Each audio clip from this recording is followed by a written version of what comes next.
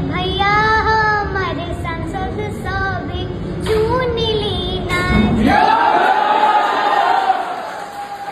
यार इस बच्ची ने तो दिल जीत लिया पावर स्टार पवन सिंह का। सबसे पहले इस बच्ची का और भी क्लिप्स को देखिए।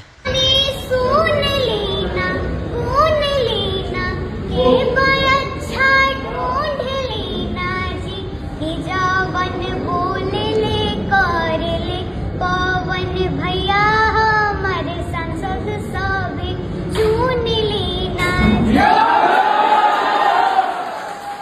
देखिए ऐसा कहा जाता है कि बच्चे भगवान का रूप होते हैं और बच्चे के मुख से जो भी बातें निकल जाती है वो सत्य परिवर्तित हो जाती हैं। और पावर स्टार पवन सिंह जी के विषय में इस बच्ची ने इतना प्यारा सा जो लाइन गाई है पवन सिंह के सांसद बनने को लेकर के, भाई दिल जीत लिया यार। पवन सिंह भी बहुत ही ज़्यादा खुश नजर आए, जो कि आप सब ने इस वीडियो क्लिप में देखा। इस बच्ची ने पवन सिंह का दिल जीत लिया, यानी कि सबका दिल जीत लिया। बस आप सब 1 तारीख को कैंची छाप 12 नंबर पर बटन दबाइए और 4 तारीख को पावर स्टार पवन सिंह को अपना सांसद बनाइए। बाकी इस वीडियो को शेयर करिए। धन्यवाद।